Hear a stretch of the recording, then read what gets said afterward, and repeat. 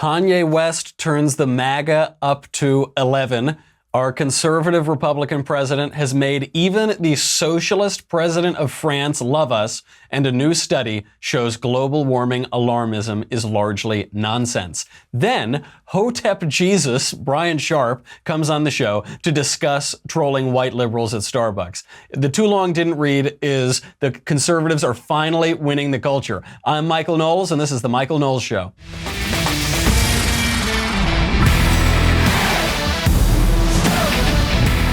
I can't take it. I can't take it, Elizabeth. I'm coming, Elizabeth. There is too much winning. Mr. President, I wish I had believed you. I'm sorry I didn't believe you when you said that we would get sick and tired of winning. I don't know how much more my body can take. I'm going into shock. I'm starting to freeze up a little bit. What a day. Before we can get into all of these things, especially Mr. West, Kanye West, we got to talk about upside. Well, today is all upside. There is no downside. It is all upside today. And Upside is a great company, and they help us keep the lights on. So go use them and visit them because they will make your business travel much, much better. I can personally attest to this. I travel sometimes for these speeches around the country, and business travel can be a real drag if you don't have a whole team of mission control working for you, and that is what Upside provides. In the old days, before Upside, I would just basically have sweet little Elisa controlling everything. I'd call and I'd say, I have to take another meeting, which really means stay late at the bar. She'd say, Mac, I can't change your flight. You're going to have to be late. And then there are all these fees and all. It's just an absolute mess. Being an astronaut was a pretty cool job because you could, fly through space, land on the moon. You get a parade when you come home. That's all great, but astronauts wouldn't be able to do what they do without the great folks at Mission Control. That's what Upside offers. Book your next business trip at upside.com. Go there, stop what you're doing. Don't stop listening to me. Keep listening to me, but go to upside.com/covfefe, C-O-V-F-E-F-E. It will take you through every step of the way. It will handle every problem that pops up. Specialists at Upside will work 24/7 to make sure your flight, hotel, car rental all go off without a hitch. They monitor the trip around the clock. They proactively keep you posted on everything. If it's going to rain, if there are alternate flights home, in case you want to squeeze in one more meeting, or whatever you got to do down the street at the bar. Trust me, once you've experienced a committed team looking after every detail of your business trip, you're never going to want to go back. For easy booking, competitive prices, and a team that always has your back, book your next business trip at upside.com. For a limited time. This is don't say I never did nothing for you. This is a good deal. When you book your first business trip with Upside, you will get a minimum $100 Amazon.com gift card. And since that's the only place we buy anything these days, that's just free money. Go to upside.com/covfefe, C-O-V-F-E-F-E, to book your first business trip. Upside.com/covfefe, C-O-V-F-E-F-E. Get at least $100 Amazon.com gift card when you book your first trip. $600 minimum purchase required while supplies last. See site for complete details. It's a really good deal. What did I tell you yesterday? What did I tell you? Yesterday was all death and destruction and old people dying and that poor baby Alfie being murdered by the UK government and the socialist bureaucrats of the UK healthcare system. Then genocide. That's how we rounded out the show yesterday. A little depressing. But today is the exact opposite of yesterday. Kanye West is sounding like a rock-ribbed conservative. This guy is not just throwing out hints. I can't wait to tell you about it. I'm going to save that toward the middle of the show. That's going to be like the real delicious part of the show. But also, let's not forget, Donald Trump has made French socialists love America. And also, just a little extra bit here, doctors are advising men to stare at boobs to improve their health. This is an actual news story going around today. Then, science deals another crushing blow to lefties' global warming alarmism. And if that last one weren't a sign against the apocalypse, I would think that this is the apocalypse, right? If that last great news item didn't say explicitly that the world is not ending right now, I would think the world is ending. The French like us for some reason. They love Trump. The biggest pop culture star in the entire world just loves Trump and, wears MAGA hats and things like that. Too good. Let's start with global warming. This is the easiest way to dive into it. Let's just dip our toes into that not very warm water. So a new study in the American Meteorological Society's Journal of Climate has concluded, quote, future warming is likely to be substantially lower than the central computer model simulated level projected by the IPCC, the Intergovernmental Panel on Climate Change, and highly unlikely to exceed that level. For comment, we turn now to former Vice President Al Gore. Amber Pig is in there, and we have to kill him while we all have the chance. I'm cereal! And I'm saying it, I'm totally cereal, but everyone just keeps digging! Attack my Amber Pig, and Amber Pig leaves nobody alive! I'm super cereal! Nobody will listen to me but cereal! And someday, when the world is rid of Amber Pig, everyone will say, "Thank you, Al Gore. You're super awesome." The end. Interesting. I hadn't considered that perspective. I don't know that that day is going to be coming anytime soon because, there are lots of studies, the alarmist studies, and these studies show how the airspeed velocity of an unladen swallow proves that global warming is going to kill us all in the next 5 minutes. The trouble is, if you're going to predict the end of the world, you have to be right. If you keep predicting the end of the world, it doesn't happen, you're going to look foolish. Not coincidentally, or providentially perhaps, Earth Day was just on Sunday, April 22nd. Earth Day's been around now for 48 years, almost half a century. So it's kind of fun to look back in 1970, the first Earth Day ever. Let's see some of the predictions they made. Let's see if they came true. 48 years ago, on the very first Earth Day, Harvard biologist George Wald said, quote, "Civilization will end within 15 or 30 years unless immediate action is taken against the problems facing mankind." And by the way, when they say immediate action, they try to put it in this language that this is just science. This is just science. This isn't partisan. This isn't conservative or liberal or Republican or Democrat. It's just science. As though there were scientific politics, right? There isn't a scientific politics. As though scientists have anything to do with politics. As though they have any expertise. They don't. Maybe they have some expertise in one field. Apparently this guy didn't have much expertise in his own field, but that doesn't mean you have expertise in any field. We talked about that yesterday and about what G.K. Chesterton said about the problem of expertise. So 15 to 30 years, unless immediate action is taken, which really means unless we do all the public policies that the left has wanted for 100 years. But okay, so that action wasn't taken, and it looks like we're okay. Looks like we made it. The New York Times, though, in 1970, that first Earth Day, predicted the extinction of the human race. That's a modest prediction. Did it happen? No. The thing is, if you predict death, eventually you'll be right. It's actually a safe bet in the long run. As John Maynard Keynes said, in the long run, we're all dead. But they haven't been right so far. They're still holding out hope. The biologist Paul Ehrlich predicted in 1970 that 100 to 200 million people per year would starve to death from overpopulation during the 1970s. 100 to 200 million people per year. A lot of terrible things happened in the 70s, but I don't think that was one of them. He predicted that 4 billion people would die in what he called the great die-off of the 1980s. Didn't happen. Actually, everyone had a lot more food and had a much better life, and the economy around the world soared. It was really nice. Dennis Hayes, a co-organizer of Earth Day, said in 1970, it was already too late to avoid mass starvation. Probably the greatest public health crisis in America right now is obesity. But he said in 1970, it's too late, we're all going to starve. The trouble around the world is that everybody is too fat. He could not have been more wrong. Peter Gunter said by the year 2000, the entire world outside the West would be in starvation.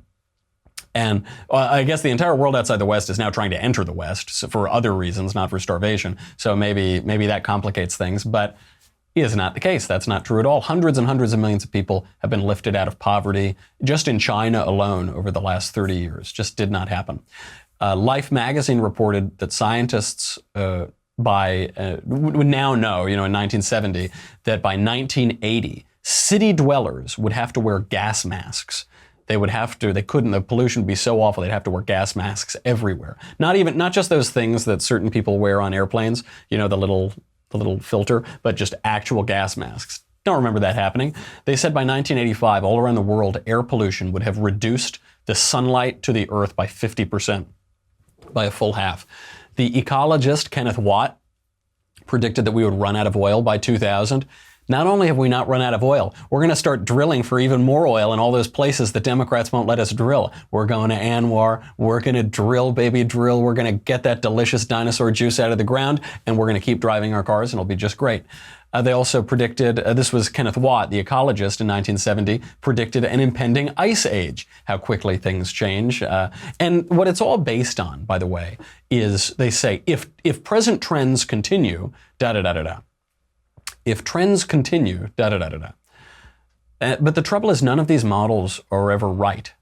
Very few of them predict anything at all, and in the long run, none of them have predicted much at all.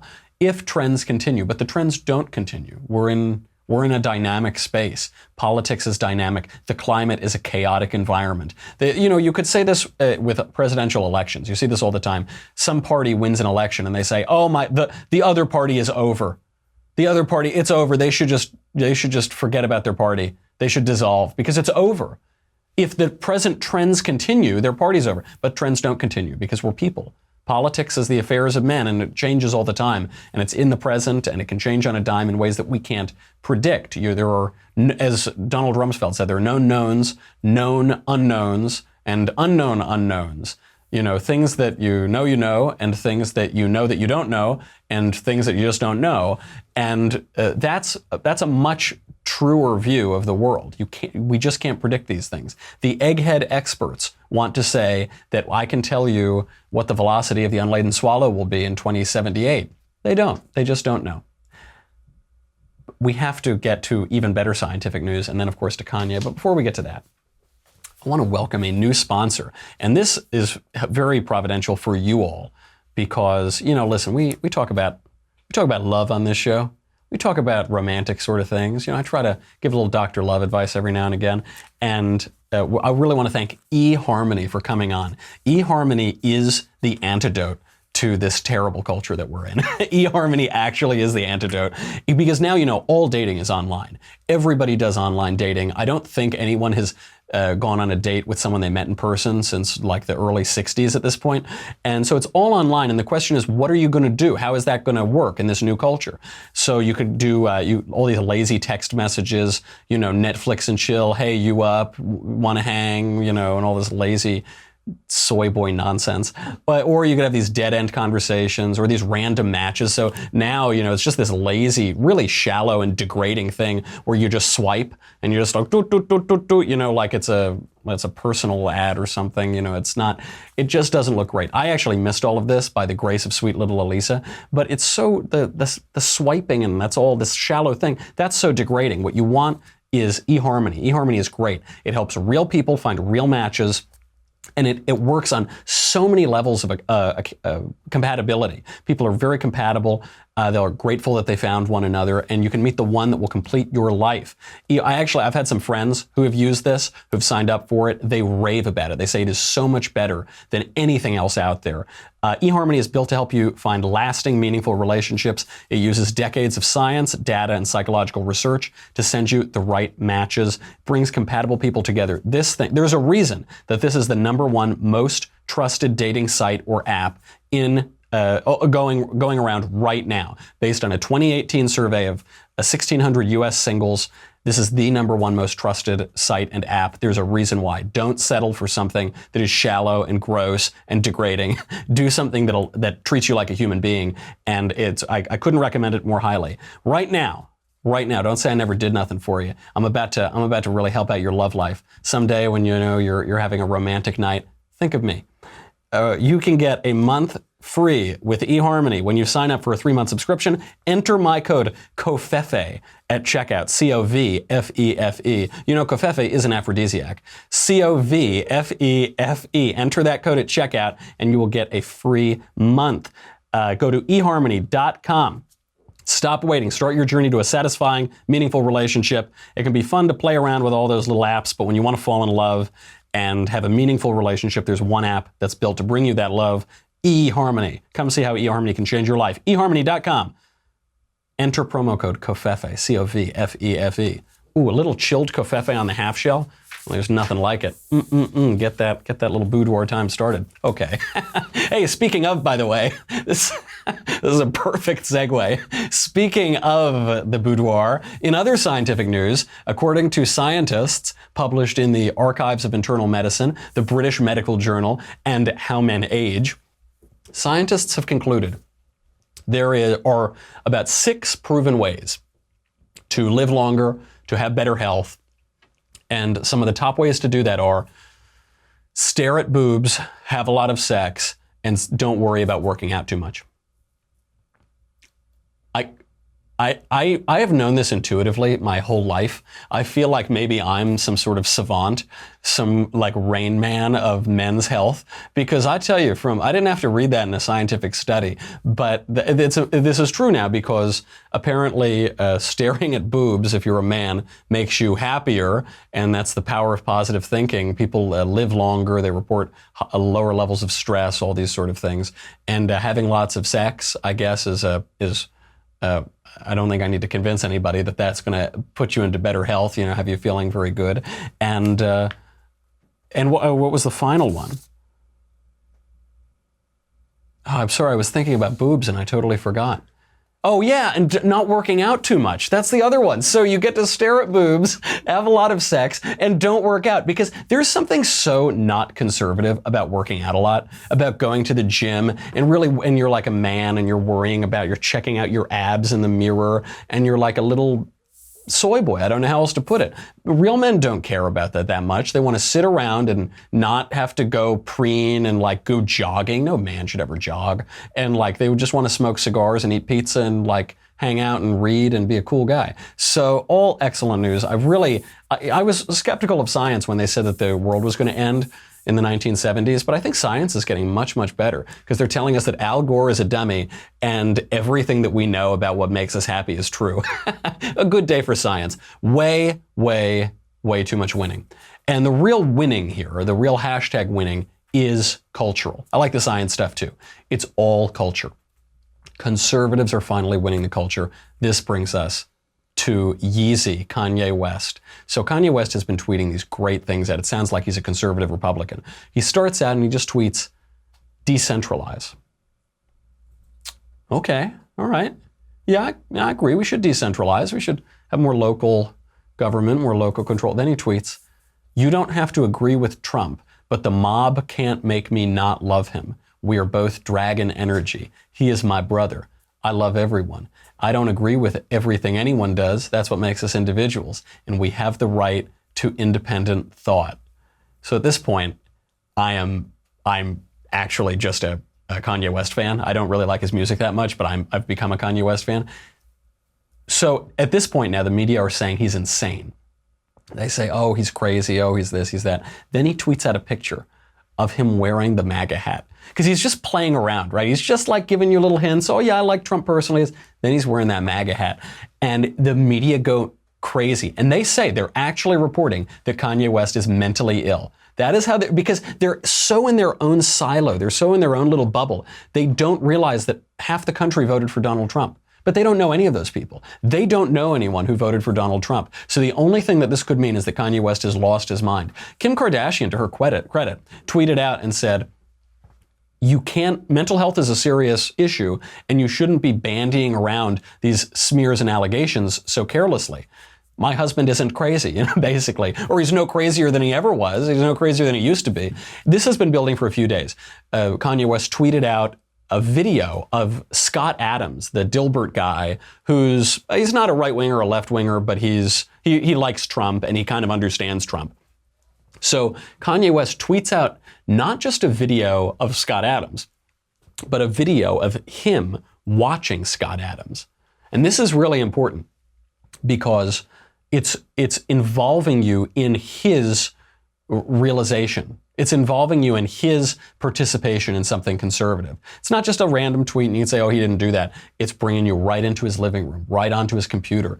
And this was really shocking. I mean, this is so good. This all started when he said that he likes the way Candace Owens thinks. Friend of the show, Red Pill Black, Candace Owens. So how should conservatives react to this? I know Ben has been urging caution. He says, don't we shouldn't embrace these celebrities. We're not fans of Kanye West. We're not, and he says crazy things. We shouldn't embrace him.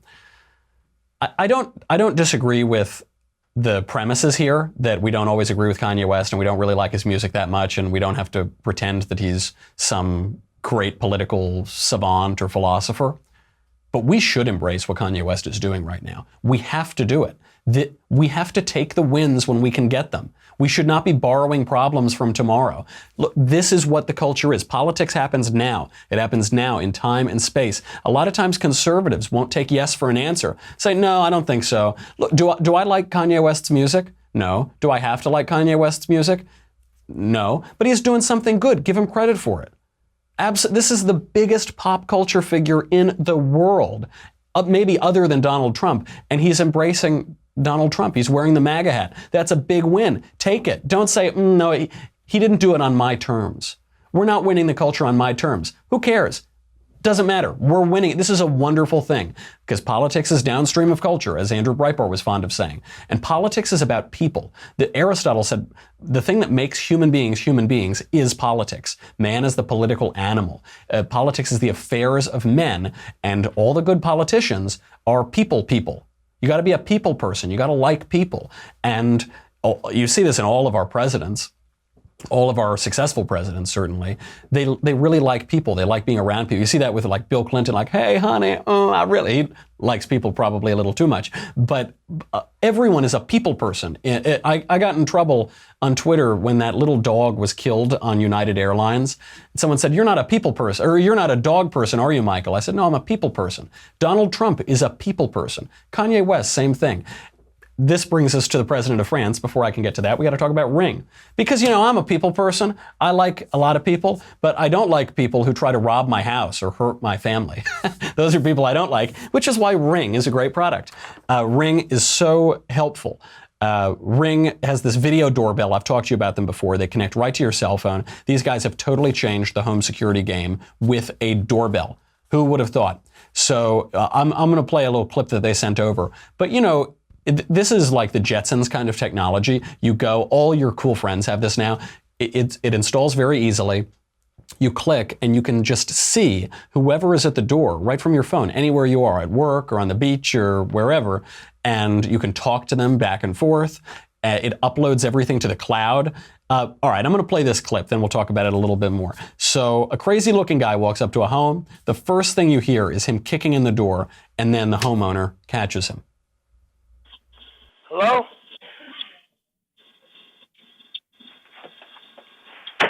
Hey! Stop Are you that. okay? Leave my house or I'm calling the police. Okay, what you need to do... Hey, Tim, leave my house. Stop now or I'm calling the police. why would you tell me that? Because you're trying to push my door in. Leave now. I'm about to smash what's in there. I'm calling the police. Okay, I am the police. Something tells me that guy's not the police. I don't know what it is about him. So Ring, in the old days, there was Neighborhood Watch, which isn't very effective. And, you could get into a very dangerous situation. Ring makes this very easy. It is the 21st century. It is unbelievably inexpensive. And when you get that crazy guy come up to your door, you can upload that video. It goes straight to the cloud. You can share it with your neighbors. So you say, watch out for this crazy person. I don't think he's with the police. It's really, really good. And even if they steal your Ring, if they say, I'm going to steal that doorbell, then I'll get away with it. Won't happen. It's already in the cloud. Save up to $150 on a Ring of Security kit at ring.com/Knowles, Knowles. That is ring.com/Knowles. I've got one. It's phenomenal. It's really, really good. $150 off when you go to ring.com/Knowles, Knowles. I use mine because, sometimes Democrats who purchased copies of Reasons to Vote for Democrats and were very upset that it was entirely blank, sometimes they try to knock down my door, so I really need good home security so I can lock them out. Okay, back to people. Donald Trump is a people person. That's a great thing for the conservative movement. It's a great thing for the culture. Sometimes conservatives are a little detached from people. Trump doesn't have that. And look how it's paying off. Here he is with the president of France. Mr. President, they're all saying what a great relationship we have, and they're actually correct. It's not fake news. Finally, it's not fake news. So it's a great honor that you're here. But we do have a very special relationship. In fact, I'll get that little piece of Daniel for we have to make him perfect. He is perfect. So it is really great to be with you, and you're a special friend. Thank you. Thank you. Thank you. I like him a lot. I can tell. You're a people person, Donald, and people like him. Everyone's trying to figure out, they say, why does Emmanuel Macaroon, that delicious French cookie, why does he like Donald Trump so much? And I think he just likes him, basically. I guess it's advantageous in a way. I don't know that it's terribly politically advantageous for him to be nice to Trump. I think they just like each other. They get along. That's a good thing. Americans hate the French and the French hate the Americans, but we're getting along.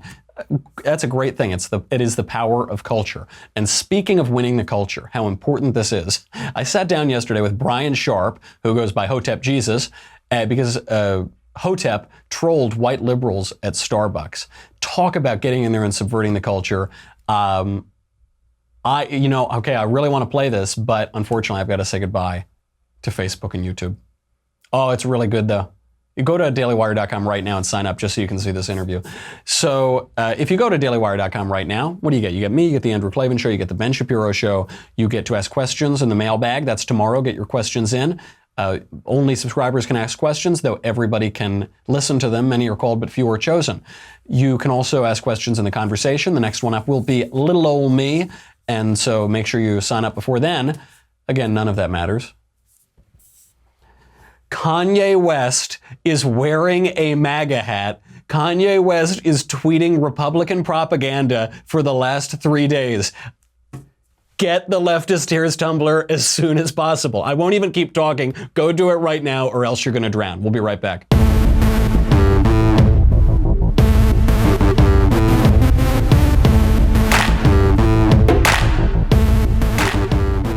Okay, I sat down with Hotep yesterday. He offered excellent insight on this exact question of the culture. It's absolutely hilarious. Here's Hotep.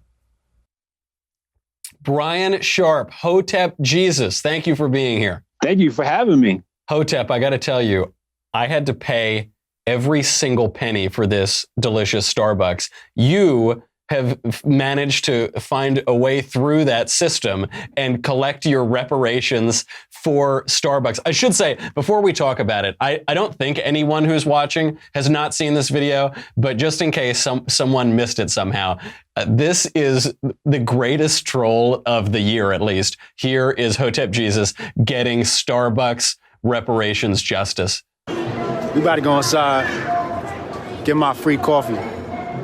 Y'all ready? Y'all ready? How you doing? Good, how are you? All right, I heard y'all was racist, so I came to get my free coffee. I saw that. Yeah, I heard you guys don't like black people, so I wanted to get my Starbucks reparations voucher. What's that? Is that a real thing? It's a real thing. I mean, I'll give it to you. I saw that on my Twitter last night. I was like, what the? Yeah, I need a free coffee. I'll give you a free coffee. That's what I'm talking about. This is justice. Where was it? Philly. Philly? What? Are you serious? Reparations, man. Gotta get my reparations for being black in America. Black Lives Matter. Black Lives do matter. What? Do you have any flavors in it? We got caramel, hazelnut. I'll take caramel. Caramel? What's your name? I appreciate you. Amanda? Amanda, you are great. My last day here until the fall. Is it? I wish you the best. Thank you. Yeah. You know what I'm saying? You gotta get your free coffee out here, man. You gotta get your Starbucks reparations, man. Huh? Yeah. This is how we do, man. Black Lives Matter, baby. All right. Hotep, to begin, what gave you this brilliant idea?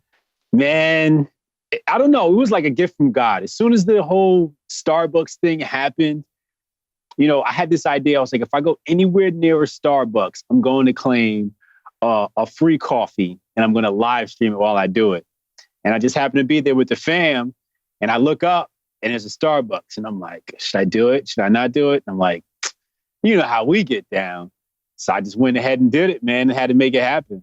If if you identify as black, you can go in there and you should be able to get your drinks for free. Well, that's kind of what I wonder, because I am of Sicilian descent, which is fairly swarthy. Like, I don't know if it quite qualifies, but I got to say, man, from one troll to another, it was just brilliant. It was so good. And it gets to a very important point, which is I try not to delve too much into identity politics or demographics or whatever. But if there is one demographic group that really just drives me up a wall, it is the white liberal, because they are the most moralizing, preening, usually privileged group of people in the entire country. And you totally turn them on their head. You totally mock them just perfectly. Did you expect that reaction when you went in there?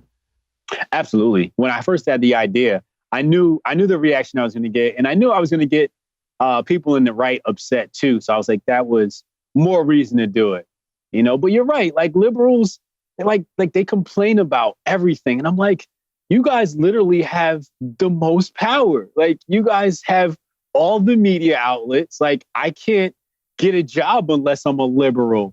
You know what I mean? Like conservatives are blocked out of everything. And these people are complaining, like, what are you complaining about people silencing you when you guys own all the media networks? You guys are literally the journalists typing the article about being silenced on a mainstream outlet. And I'm like, I can't even get on there. That's right. I mean, obviously, in America, the privileged culture is the left-wing culture. They run popular culture in Hollywood and New York. They run the corporate culture. They run the campuses. They run education, really from kindergarten all the way up through graduate school. And yet they always pretend that they're fighting against the man, you know, as though the man were conservative, and that obviously isn't the case. We know Barack Obama's IRS targeted conservative groups. We know Hollywood regularly blackballs conservative groups. Now, it's funny because when I saw the video, I just saw clips of it, and we've now reached this period in politics, which is described by Poe's law, where you can no longer tell what is satire and what is reality. Like, the American left has become a parody of itself. Are you catching flack from conservatives who don't get the joke? Oh, yeah. I tricked Alex Jones. Alex Jones was immediately upset. But he gets upset a lot, you know? Yeah, I mean, it's really easy to make that guy upset. But yeah, I mean, my mentions, my Instagram, Facebook had people cursing me out like, oh, you N-words need free coffee, and what is this? You couldn't get your welfare check and all this type of stuff. And it's just funny to me, but, you know, I kind of laugh it off, but I expected that. Well, this is one aspect where we have to criticize conservatives in the culture, is that you know, it's true that we get shut out of Hollywood and New York and all that, but it's also because conservatives sometimes are a little bit Philistine, like they don't grasp performance art or aspects of the culture, and they don't get the joke sometimes, you know, and that's no good. I mean, I think Norm Macdonald described Twitter as a great place to tell people that you don't like them very much. You know, there is a lot of anger on Twitter there, but would you call this performance art? Is this part of any broader project that you're working on? You know, I never considered it performance art. Laura Ingraham referred to it as that. I don't know. Maybe it is. You know, I've got several clips where I've done, you know, short comedy sketches on my Instagram, but I didn't look at this as performance art. I really looked at this like, I just want to make fun of people. Right. I just want to make fun of crybaby liberals, and I want to troll people because it's ridiculous that it's come to this. That we're at a place where we're talking about racism in Starbucks. And then when you go look at the guys, right? The guys who were actually arrested and they spoke out, they go, this isn't even about race. So I'm like, all these people made all this fuss, and the main people involved say it's not about race. So we brought all this up for nothing. There's racial bias training for nothing. So I'm glad I did it and made fun of the situation. Well, that's the really funny part, because I think everybody knows that. Does anybody actually think that Starbucks is racist? Starbucks is one of the most like bleeding heart companies on planet Earth. They're always virtue signaling. They're always trying to do that, you know, and your video totally mocks that. You go in and the words you use, this is the Starbucks reparations. This is justice in 2018. It is mocking that culture where everybody can be so happy that there is such little racial discrimination that you can kind of worry about these ridiculous things like, coffee cups or something like that. That's a wonderful thing. Now, do you see, obviously in the video this comes up, the left doesn't seem to have much of a sense of humor anymore, and conservatives seem to have more of a sense of humor. They still get angry on Twitter, but they seem to get the joke a little bit more. Why do you think that is? I think that conservatives are more down to earth. Liberals are pretentious. They stay in their lofts in Midtown Manhattan. Latte sipping. And they're completely detached from society. All they know is, it's so easy to troll them. Like they were getting trolled by, memes during the entire election, and 4chan trolls them like monthly, and they always fall for it. I'm like, how are you guys falling for this stuff? Like it just shows that they're not internet savvy, they're not political savvy, they're not people. You know what I mean? That's the key, I think. They're not people, because a lot of studies from the election, they showed it wasn't that education level predicted who you were going to vote for. It was the education level of people you knew. If you interacted with different kinds of people and you were around guys who work blue collar jobs and people who were in management and educated people in this, if you knew a lot of different people, you were a little more relaxed about the election. Maybe you liked Trump a little bit more. And if you were isolated and you were totally siloed and all you did is sip lattes on the Upper East Side or Upper West Side, then you couldn't imagine somebody not voting for Hillary Clinton. It's really detached from society. I have to ask one more question. In response to the flare-up in Philadelphia where the guys were arrested at Starbucks, Starbucks has now closed thousands of stores for mandatory sensitivity training or unconscious bias training, which is, I've never really understood. If it's an unconscious bias, how are you going to solve that? That's unconscious, right? How are you going to actually constantly be conscious of that? That's a separate point. Is it enough, or should they close all of their stores worldwide and just go out of business and leave it to Pete's Coffee and Dunkin' Donuts to take over the rest? If they're going to have racial bias training, they should just shut down the entire company, because that's just ridiculous and it's stupid. And then the people that they chose to be in charge of racial bias training, Eric Holder, NAACP, and the ADL, like these people know nothing about Black people. If we're going to have racial bias training, I would say that you'd have to have the locals in every city of every Starbucks come in and just kick it with the staff. Like throw a block party and have just the locals be invited and just let people interact and get to know each other. So when you show up at the Starbucks, Jessica behind the counter, Amanda behind the counter, and Amanda knows you. You know what I mean? Like you can't train people to not be racially biased, but you can bring them together in the same room and share coffee and share pizza. And then people will work out those things themselves. But you can't train people to not be. Everybody's racially biased. I'm racially biased towards Black people and white people. I treat them completely different. I treat different economic levels of Black people different. I don't talk to my hood friends the same as I do my more affluent Black friends. And they don't enjoy the same type of entertainment. You can't train that, right? Like you have to just learn that from being around a diverse group of people. And liberals just aren't around a diverse group of people. Like I had an old boss, liberal as hell. I couldn't stand her. She wouldn't take the subway. Oh, of course. Of course. Like, she's like, oh my God, you went down there? I'm like, yeah, it's just the subway. But these are the people that'll try and dictate what's right and wrong in society and tell me I'm wrong for my views. But you don't want to come down in the subway and hang out with the common folk. Well, it's because they love humanity, but they hate humans. They don't really like people that much.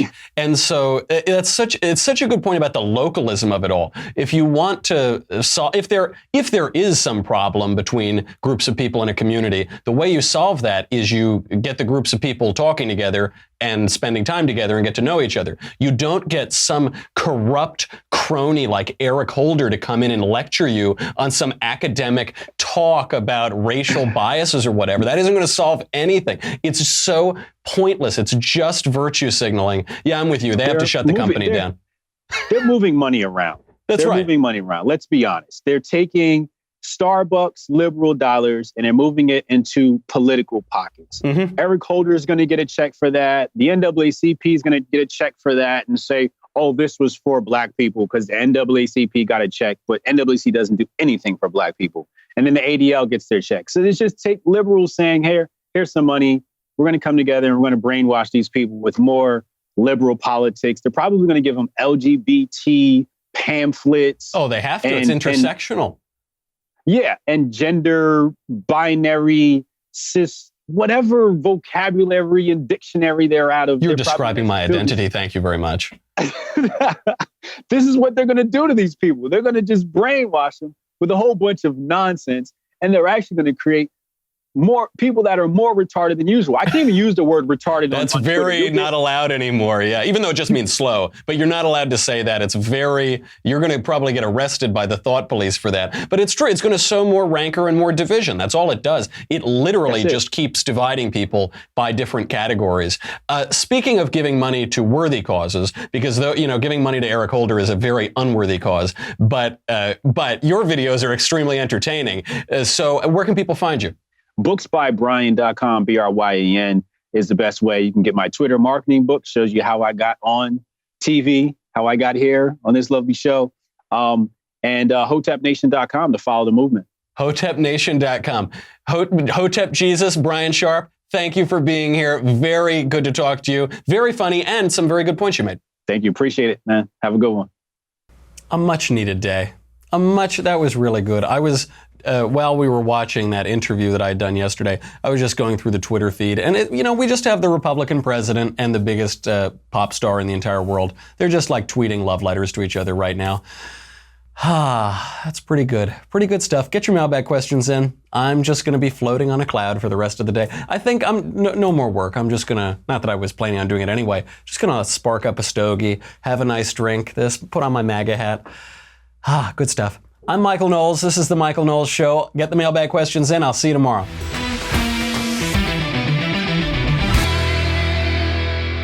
The Michael Knowles Show is a Daily Wire forward publishing production.